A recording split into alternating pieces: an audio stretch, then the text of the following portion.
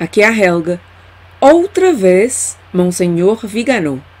Eu gosto muitíssimo de trazer notícias do Monsenhor Viganò, que parece ser o maior opositor de Francisco e dessa igreja que está aí, a igreja profunda, como ele a chama nesta carta que eu vou ler aqui.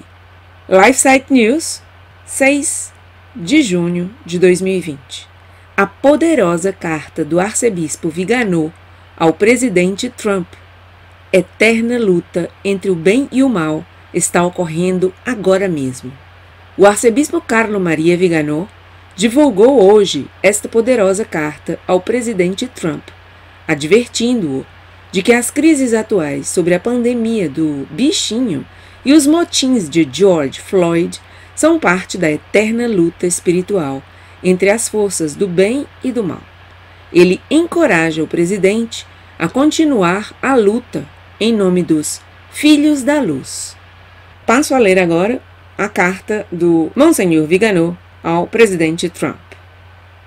Senhor presidente, nos últimos meses temos testemunhado a formação de dois lados opostos que eu chamaria de bíblicos, os filhos da luz e os filhos das trevas. Os filhos da luz constituem a parte mais visível da humanidade, enquanto os filhos das trevas representam uma minoria absoluta.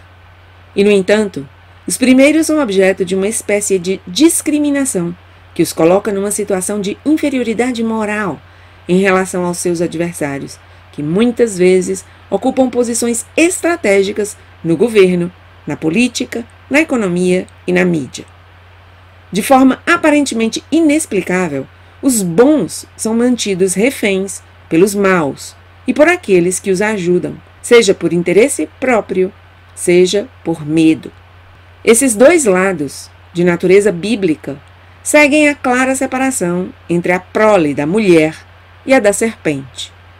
De um lado estão aqueles que, embora tenham 1000 defeitos e fraquezas, são motivados pelo desejo de fazer o bem, de ser honestos, de criar uma família, de trabalhar, de dar prosperidade à sua pátria, de ajudar os necessitados e, em obediência à lei de Deus, merecer o reino dos céus.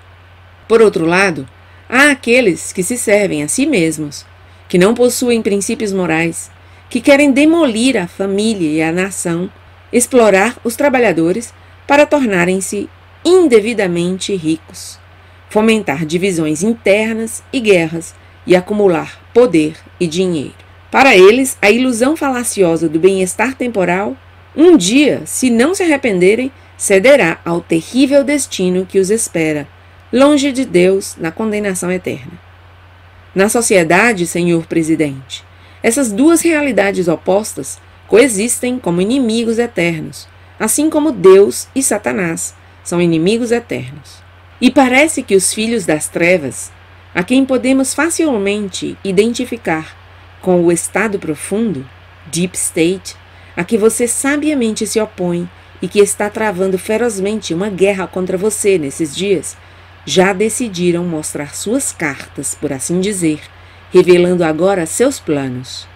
Parecem estar tão certos de já terem tudo sob controle que puseram de lado essa circunspecção que até agora escondia, pelo menos parcialmente, suas verdadeiras intenções. As investigações já em curso vão revelar a verdadeira responsabilidade daqueles que gerenciaram a emergência do bichinho, não só na área da saúde, mas também na política, na economia e na mídia. Provavelmente descobriremos que nesta colossal operação de engenharia social há pessoas que decidiram o destino da humanidade, arrogando-se o direito de agir contra a vontade dos cidadãos e de seus representantes nos governos das nações. Descobriremos também que os tumultos destes dias foram provocados por aqueles que, vendo que o vírus está inevitavelmente desaparecendo e que o alarme social da pandemia está minguando, necessariamente tiveram que provocar distúrbios civis, pois seriam seguidos de repressão que, embora legítima, poderia ser condenada como uma agressão injustificada contra a população. O mesmo está acontecendo também na Europa, em perfeita sincronia. É bastante claro que o uso dos protestos de rua é fundamental para os propósitos daqueles que gostariam de ver alguém eleito nas próximas eleições presidenciais que encarna os objetivos do Estado profundo e que expressa esses objetivos com fidelidade e convicção. Não será surpreendente se dentro de alguns meses soubermos mais uma vez que por trás desses atos de vandalismo e violência estão escondidos aqueles que esperam lucrar com a dissolução da ordem social para construir um mundo sem liberdade. Solvet et coagula, como ensina o adágio maçônico. Embora possa parecer desconcertante, os alinhamentos opostos que descrevi também encontram-se nos círculos religiosos.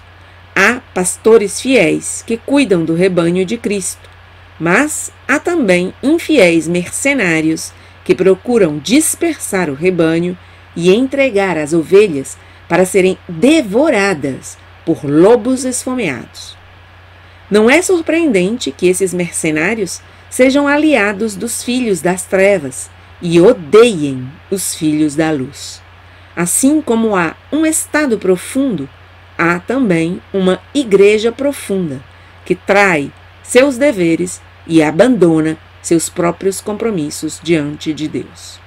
Assim, o inimigo invisível, contra o qual os bons governantes lutam nos assuntos públicos, também é combatido pelos bons pastores na esfera eclesiástica. É uma batalha espiritual, da qual falei no meu recente apelo, publicado no dia 8 de maio. Pela primeira vez, os Estados Unidos têm em você um presidente que defende corajosamente o direito à vida, que não tem vergonha de denunciar a perseguição dos cristãos em todo o mundo, que fala de Jesus Cristo e do direito dos cidadãos à liberdade de culto. Sua participação na Marcha pela Vida e, mais recentemente, sua proclamação do mês de abril como mês nacional de prevenção ao abuso infantil são ações que confirmam de que lado você deseja lutar. E eu ouso acreditar que ambos estamos do mesmo lado nesta batalha, embora com armas diferentes. Por esta razão, creio que o ataque a que você foi submetido após sua visita ao Santuário Nacional de São João Paulo II faz parte da narrativa mediática orquestrada que procura não combater o racismo e trazer ordem social, mas agravar as disposições, não trazer justiça, mas legitimar a violência e o crime, não servir a verdade, mas favorecer uma facção política. E é desconcertante que existam bispos, como aqueles que denunciei recentemente, que por suas palavras provam que estão alinhados com o lado oposto.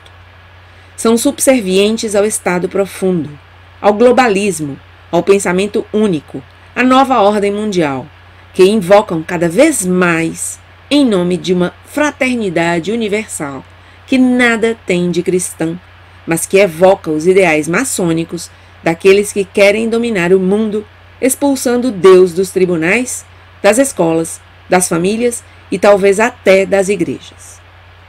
O povo americano está maduro e já entendeu o quanto a grande mídia não quer difundir a verdade, mas que procura silenciá-la e distorcê-la, espalhando a mentira que é útil para os propósitos de seus mestres. Entretanto, é importante que os bons, que são a maioria, acordem de sua lentidão e não aceitem ser enganados por uma minoria de pessoas desonestas e com propósitos inabaláveis.